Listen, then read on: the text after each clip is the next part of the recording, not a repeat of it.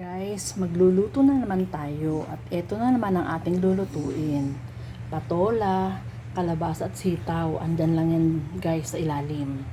Kailangan natin na sibuyas at saka pork na pampalasa. At syempre, patis. Ito guys, mainit na ang ating kawali. So ito lalagyan na natin ng mantika. Ayan.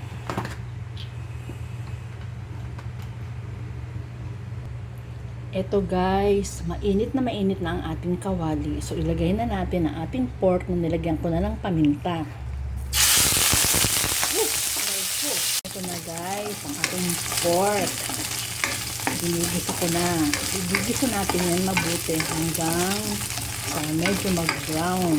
Kulang pa yan. Medyo brown na pero kulang pa. Wait lang natin.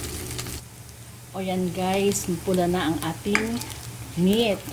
Alam mo ba, na kapag pinapula niya ng ganito ang meat, nag-a-add niya ng kakaibang flavor sa pagkain. Kaya mas maganda na isasangkot siya ng ganito ang meat bago pag iniluto. Sasangkotsahin mo ng ganyan and then saka ilalagay ang sibuyas. Ayan. Isahin natin mabuti. Lagyan natin ng patis.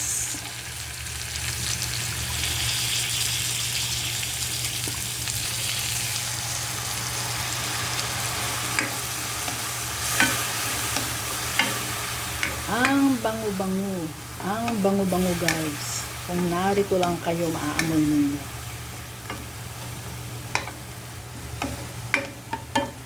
Ngayon guys, ilalagay na natin ng sabay-sabay ang ating gulay, patola, kalabasa at sitaw. Sabay-sabay silang maluluto. Ayan guys, nalalanta na ang ating gulay. Ayan. Atin na siyang tatakipan para maluto. O ayan guys, hindi ko yan nilagyan ng sabaw. Hindi ko yan nilagyan ng tubig. Sariling sabaw ng gulay yan. O diba? Kaya masarap.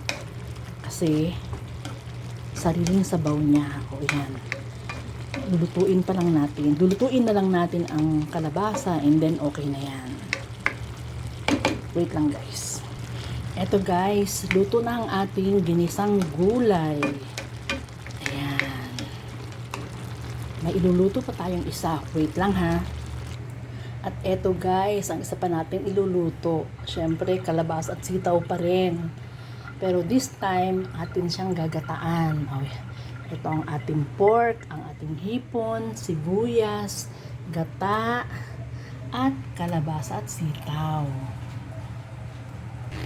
Lagyan natin ng mantika ang ating kawali. Ayan. Ayan guys, mainit ng ating kawali. Medyo lalayo-layo tayo. Kasi lagi tayong tinatamaan ng mantika eh.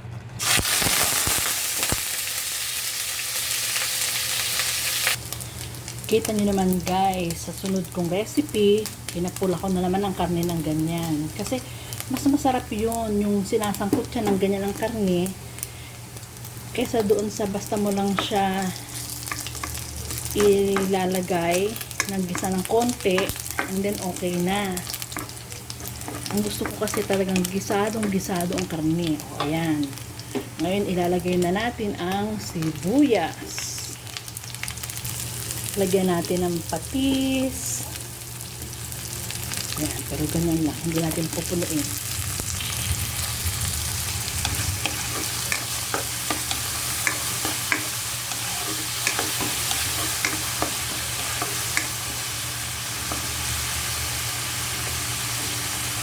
Bango. Lagay natin ang hipon.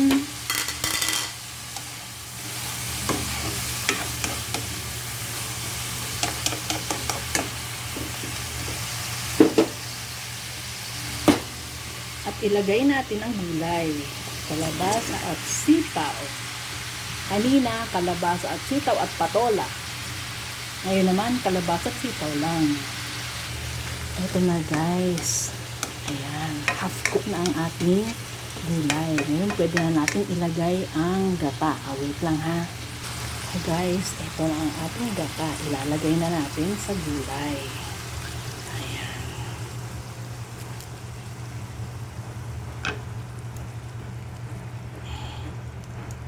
Ayan.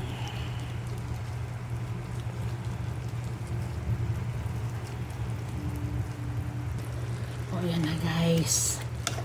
Atin ang hahaluin. Ngayon, lulutuin na lang natin sa gata and then okay na. O, diba?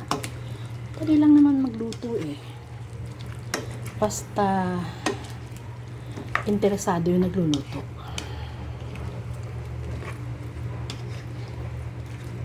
Alam niyo naman, ang pagluluto ay passion. Ayan guys, palambutin pa lang natin ang gulay and then okay na yan. Pero hindi na natin siya tatakipan kasi may gata na. O eto guys, luto na ang ating ginataang kalabasa at sitaw na may hipon. O ayan. Tinikman ko na rin siya at masarap. Ayan guys, nakaluto tayo ng dalawang klase ng gulay na may kalabasa at sitaw. Yung una, kalabasa, sitaw at patola. Ito namang pangalawa, kalabasa, sitaw, hipon at gata. Ayan guys. Diba? Okay, bye. That's all for today. Thank you for watching. See you next time. Bye.